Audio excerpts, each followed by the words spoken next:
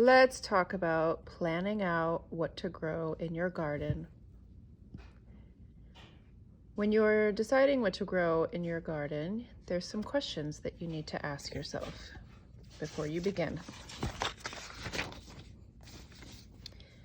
First of all, which plants do you buy most often?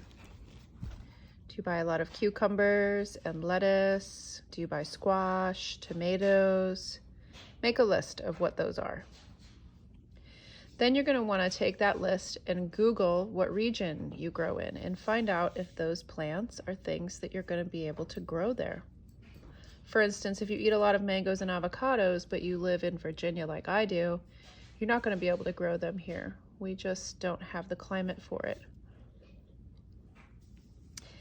Next thing you're going to want to do is create a study of your yard and figure out where the sun goes.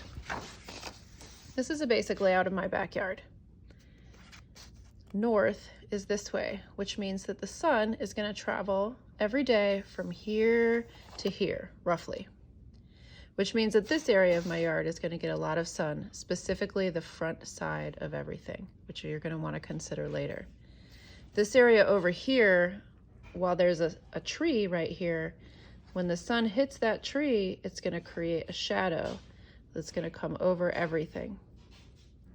Also, my house is right here, so that's going to also create a particular amount of shading on that side of my yard. Do a little sun study. Once you do that, you're going to figure out which plants grow best in the sun, which grow best in the shade, and which grow best in both areas. For instance, a tomato goes really well in the sun, and lettuce grows really well in the shade. You could put lettuce underneath your tomatoes and use the tomato as the actual thing that gives you the shade.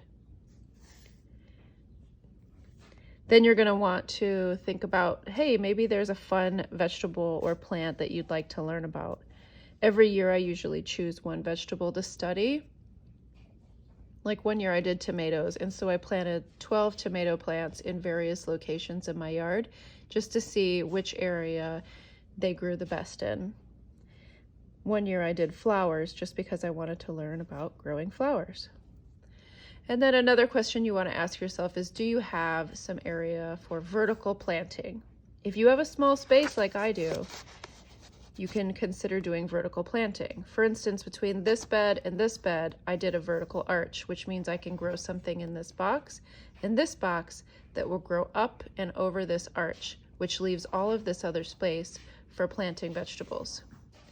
And then something that would normally take up maybe this much room is now upward and vertical, and it doesn't take up that much space anymore.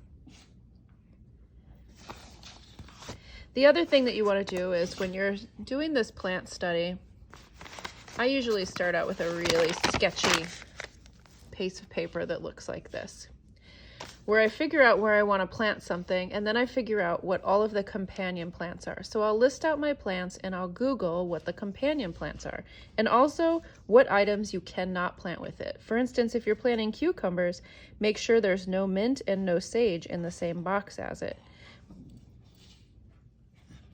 Something that would be good next to a cucumber plant would be a marigold, and it keeps pests away. So that will help you lay out what you're going to put inside of each box.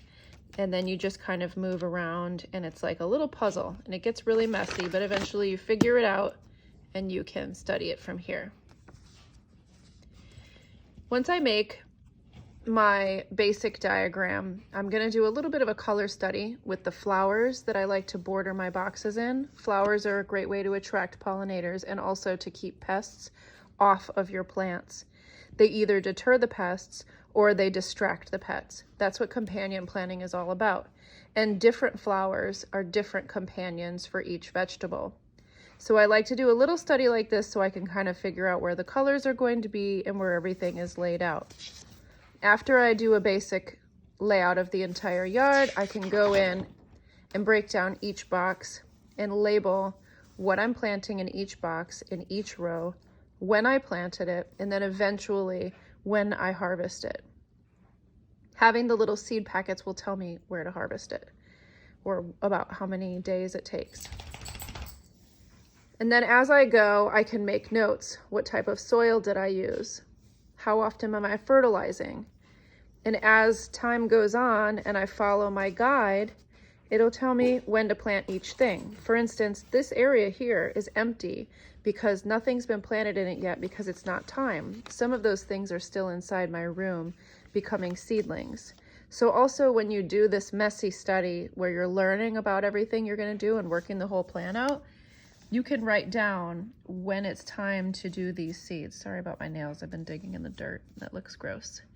But this will tell you, you know, not only do you need fertile soil, but you're going to either start it in March between the 1st and the 7th indoors, or you're going to plant it directly in the soil outside April 17th to May 1st.